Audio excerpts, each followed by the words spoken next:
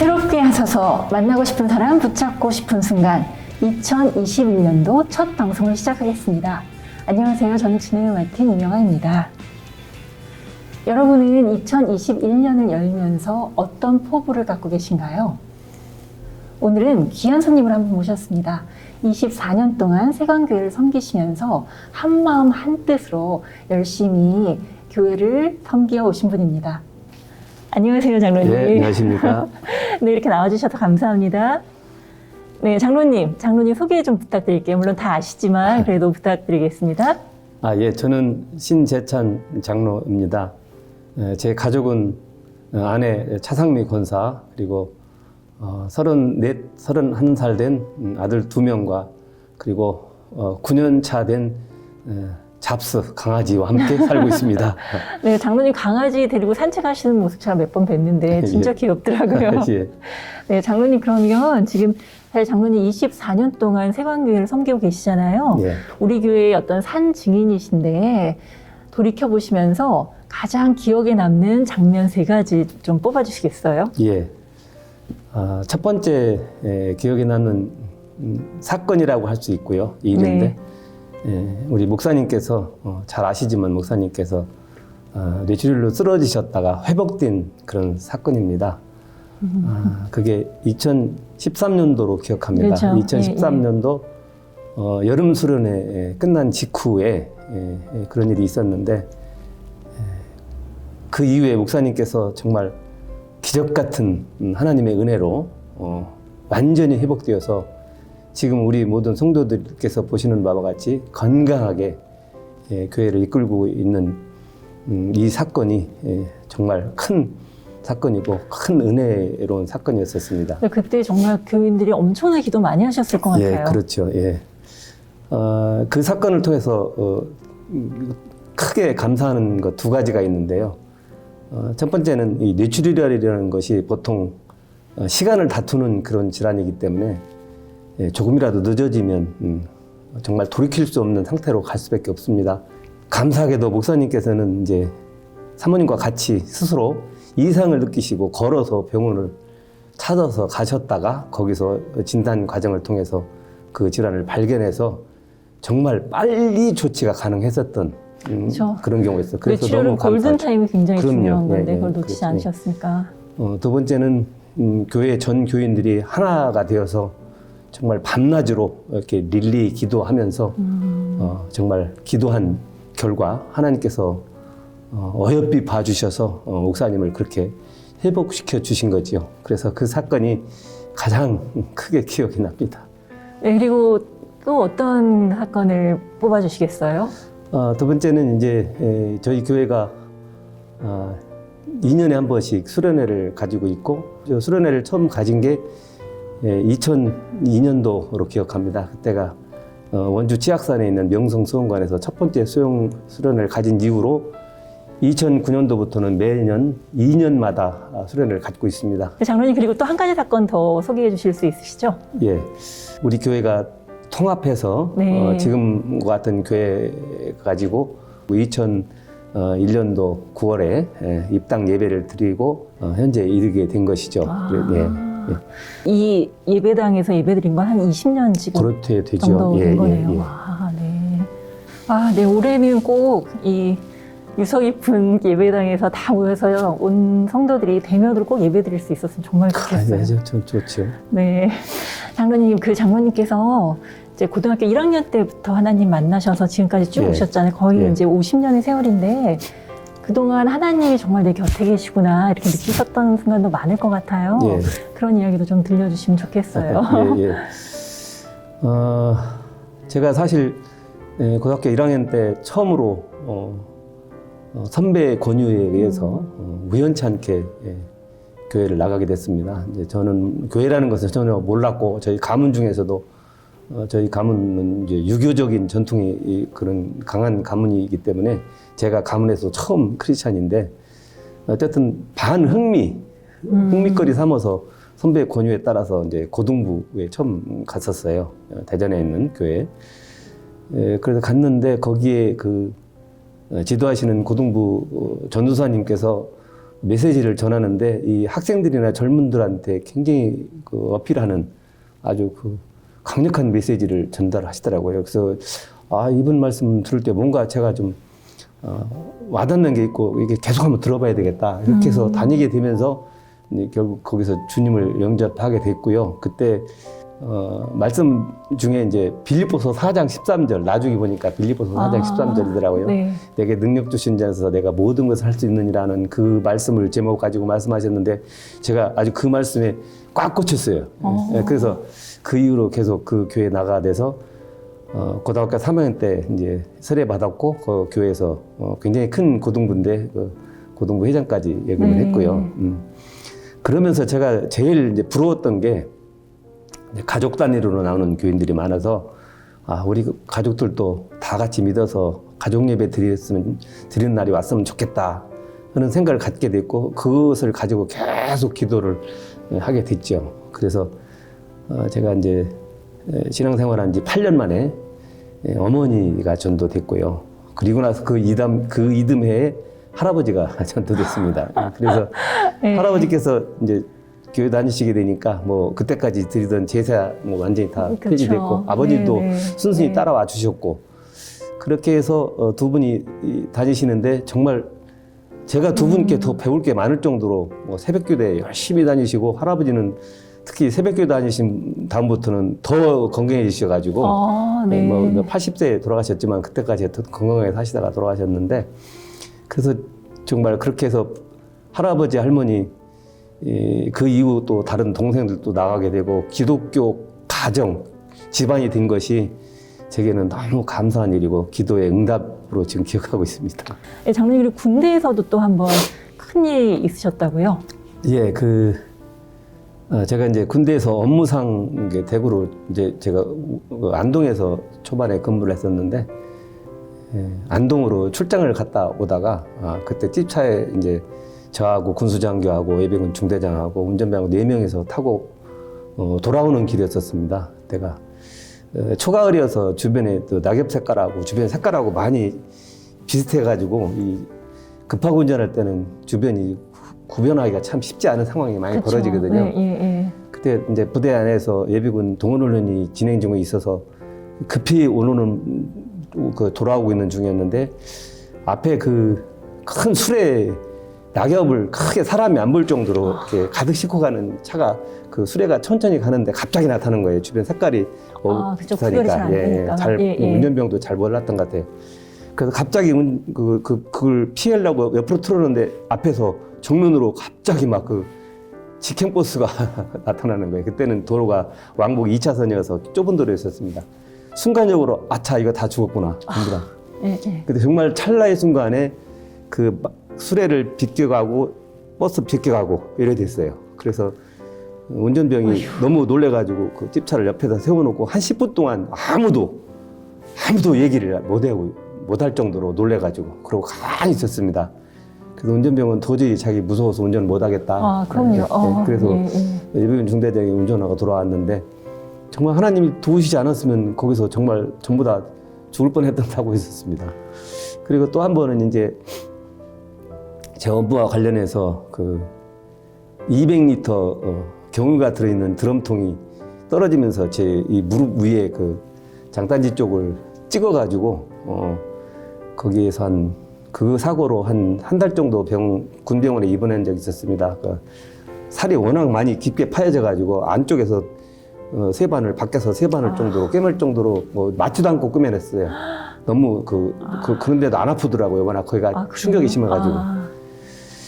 근데 이제 사실은 그때 제가 한 달 동안 입원하면서 잠원을 몇 번을 봤습니다. 제가 이게 하나님 어떤 경고일 수도 있겠다 해서 있는데 하여간 나중에 이제 사회 나와서 MRI 촬영을 해봤더니 인대와 관련된 부분을 1cm 비켜놨다고 그러더라고요. 네. 그래서 이것도 하나님 지키셨구나. 안 그랬으면은 평생 이제 불구자로 살 수밖에 없는데 다리를 못 쓰시게 됐을 텐데. 그 한 달 동안 입원하고 6개월 동안 목발 생활하고 나서 완쾌돼서 정상적으로 전역을 마쳤으니까 정말 하나님의 은혜였었죠. 그런 경험을 했었습니다.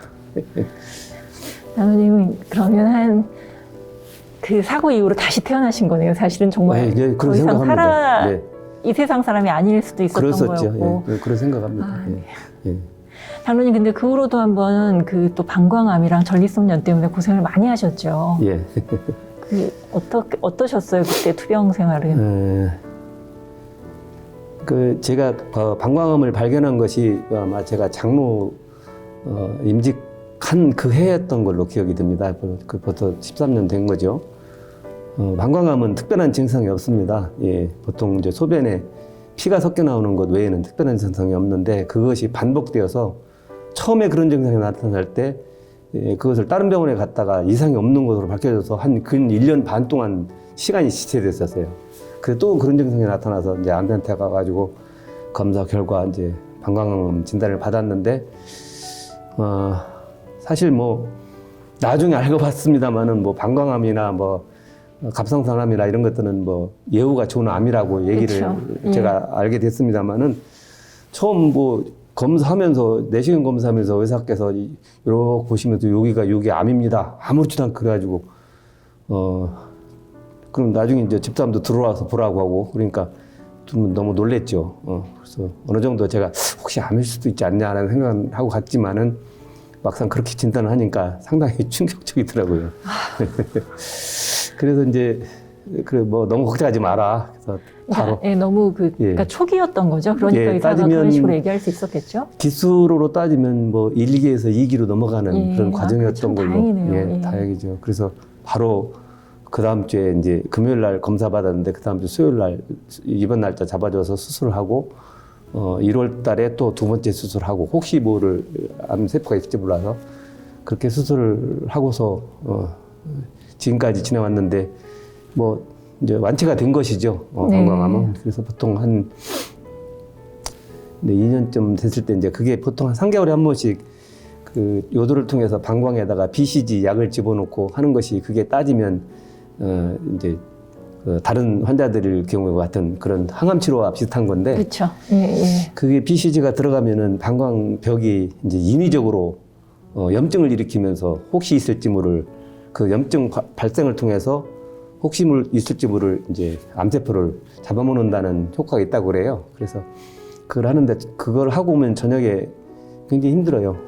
그게 막 피가 나오고 쓰리고 아프고 막 한 5분 단위로 화장실 갔다 와야 되고 밤새 이제 그렇게 고생하는데 이제 그 다음 날 토요일 날 오전쯤 되면 조금 이제 가라앉죠. 그래서 나중에는 그 생사래에다가 그렇게 하니까 너무 점점 힘들어지더라고요. 그래서 그 방광암은 그렇게 해서 잘 치료가 되고 있었는데 지금으로부터 한 4, 5년 전부터 이 방광하고 전립선 쪽에 염증이 발생이 돼가지고 그 고통은 이 방광암 치료받는 고통하고 비교가 안 돼요. 그래서 뭐 제가 그게 이제 그 소변이 조금만 차면은 방광 쪽에 그쪽에 통증이 오면서 급박한 소변 급박요 증상이 나타납니다. 그래서 그때 당시 제가 그 일산에서 지하철 3호선을 타고 서초동 교대역까지 가는데 한 4번 정도 중간에서 내려서 화장실을 다녀올 정도로 됐었고 그다음에 사무실에서 수시로 다녀오고 그랬는데 너무 힘들고 고통스러워가지고 정말 한 2번 집사람한테 카톡 보내면서 제가 눈물을 정말 수없이 흘린 적도 있었습니다. 너무 힘들어서 특히 이제 정말 집사람한테 미안하고 감사한 생각뿐인 것이 제가 이제 일주일 동안 2번씩 입원해낼 동안에 집사람이 한 번도 제 곁을 떠난 적이 없어요. 그리고 그 이후에도 외래로 병원 갈 때마다 늘 저랑 동행해서 같이 가고 확인하고 그러니까 사실 저도 이게 어른이 됐지만 좀 애들같이 어떤 때는 조금 두려운 생각이 왜 없겠어요. 근데 이제 집사람이 같이 옆에 있으면 조금 뭔가 의지가 되고 그래서 저를 위해서 기도해 주신 분들 정말 감사하고 집사람이 아마 아내가 옆에서 늘 지켜왔기 때문에 아마 제가 잠자리 자다가 일어나서 수시로 갔다 갔다 하는 걸 왜 모르겠어요. 그러니까 얼마나 마음이 아팠겠냐고요. 그래서 정말 집사람에게 미안하기도 하고 고맙기도 하고 그런 생각이 듭니다. 아마 장로님 이상으로 더 많이 아프셨고 고통을 그렇겠죠. 받으셨을 것 같아요. 예, 맞습니다. 근데 장로님 어떻게 권사님 만나셨어요? 이제 사람은 제가 대학 4학년 2학기 때 제가 이제 제대 전역하고 나서 제가 2학년 때부터 복학을 했는데 CCC 네. 그때부터 활동을 했었어요. 그래서 그때 당시 집사람은 이제 CCC 동아시아 본부의 간사로 사무간사로 있었고요. 그 저를 담당하던 간사님께서 중매하셔서 그렇게 만나가지고 그래서 그 다음에 이제 졸업하던 뒷날 약혼하고 그해 11월 달에 결혼하게 됐죠. 장로님 그래도 지금 뭐 이렇게 다 감사로 받아들이셔도 예. 사실 힘들고 정말 고통의 시간들이잖아요. 그 시간이. 예. 그러면 뭐 기도의 힘도 있으셨고 또 뭐 차상민 권사님의 그 구체적인 도움도 있으셨지만 장로님을 위로해 주시고 네. 또 힘을 주셨던 찬송이나 말씀도 좀 소개해 주세요. 예. 제가 이제 처음 안진단 받고 교회에 올렸는데 목사님께서 제일 먼저 달라오셨죠. 담임 목사님께 오셔서 이제 위로하시면서 주고 하신 말씀이 이제 시편 91편 말씀인데 그 말씀 중에는 그런 말씀이 있습니다. 1000명이 왼편에서 쓰러지고 10,000명이 오른편에서 쓰러져도 결코 나를 해치지 않을 것이다. 그런 말씀인데 그 시편 91편 2편부터 10절까지인가 말씀이 제가 입원하는 동안에 있는 동안에 늘 보면서 되게 큰 힘이 됐고요. 그 다음에 이제 제가 입원하는 동안에 제가 많이 이렇게 읊조리던 그 찬양이 복음성가 하나님 너를 지키시는 자 그 말씀 그 찬양 중에 눈을 들어 하늘을 봐라 너희도 뭐 어디서 오나 천지지시 그 소절 한번 좀 직접 불러주실래요? 눈을 들어 산을 보아라 너의 도움 어디서 오나 전지 지으신 너를 만드신 여호와께로다. 와, 아멘. 이 찬양이 예. 정말 제게 큰 힘이 됐고요. 말씀과 함께. 지금까지 이제 13년째 장로님으로 섬기시면서 예. 어떤 장로님이 되고 싶다 이런 포부도 있으세요?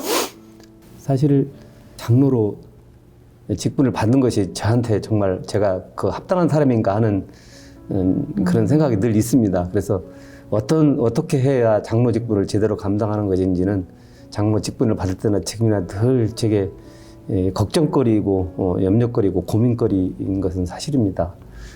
장로라고 해서 특별히 장로여기 때문에 특별히 해야 될 일이 있다고 보지는 않고요. 저는 다만 겸손하게 순종적으로 살고 싶고요. 사실 나 60이 넘어가면 우리가 한자로 이순이라고 안 그럽니까? 그래서 네네. 하나님 뜻에 순종하는 삶 사는 것이 가장 중요하고 그 다음에 저는 가능하면 다른 사람들의 말을 많이 경청하는 좀 사람이 되고 싶습니다. 제 주장을 하는 것보다는 다른 사람들의 말을 많이 듣고 그래서 잘 화합시켜가는 그런 역할을 했으면 늘 바라고 있습니다. 네, 감사합니다. 장로님, 그러면 이제 마지막 질문 드리고 싶은데요. 예.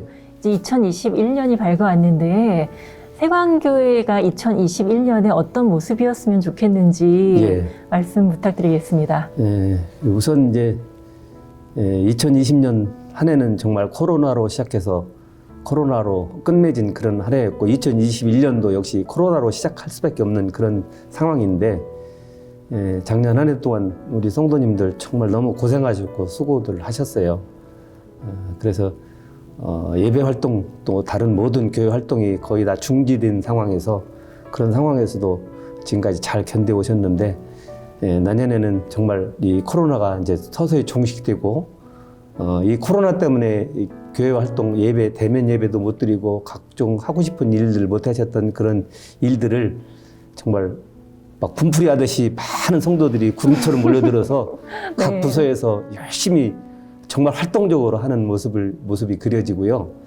예배를 하나님께서 정말 받으시는 예배가 되기 위해서는 빨리 대면 예배가 활성화되어지고 그리고 예배의 본질을 회복하는 예배를 회복하는 그런 한 해가 되었으면 좋겠습니다. 그래서 모든 성도들이 사실 우리 교회가 지금까지 우리 교회에 가지고 있는 역량을 또 연약한 교회나 주변의 연약한 사람들을 위해서 이 모양 저 모양으로 많이 이렇게 베풀고 하는 일에 우리가 많이 앞장서 오지 않았습니까? 그래서 작년을 겪으면서 주변에 어려운 분들이 너무나 많다는 것을 우리 성도들도 잘 알고 계실 겁니다. 그래서 올해 2021년도에는 그동안 못했던 일들, 그리고 우리가 깨달았던 일들, 그리고 어쩌면 이 비대면 활동을 통해서 개인적으로 영성을 다시 회복할 수 있는 좋은 계기였다고도 생각을 합니다. 네. 그런 경험들을 잘 활용해서 올해 우리 교회가 정말 영적으로, 내적으로 더 한 단계 업그레이드되는 그런 한 해가 되었으면 좋겠다는 바람을 가지고 있습니다. 네, 장로님 감사합니다. 진짜 2021년에는 구름처럼 성도들이 모여서 네. 함께 예배드리고 또 하나님 일을 해나갔으면 참 좋겠습니다. 예, 저도 바랍니다. 오늘 네. 너무 귀한 시간 내주셔서 또 이렇게 말씀 나눠주셔서 감사합니다. 감사합니다. 오늘은 16살에 하나님을 만나서 50년의 세월을 한결같이 예배자의 삶을 살아오신 신재찬 장로님을 모시고 이야기 나눠보았습니다. 여러분은 어떤 생각을 하셨나요? 저는 온 가족을 예수님께로 인도하고 그리고 삶의 현장에서 또 교회에서 인정받는 장로로 예배자로서 최선을 다하시는 모습을 참 아름답고 강인하게 느껴보게 되었습니다. 우리 세강 성도 여러분도 삶의 현장에서 또 교회에서 예배자로서 최선을 다하며 많은 열매를 맺는 2021년이 되었으면 좋겠습니다. 감사합니다. 다음 시간에는 이의동 집사님께서 새롭게 하소서를 진행해 주시겠습니다. 많은 관심과 격려 부탁드립니다. 감사합니다.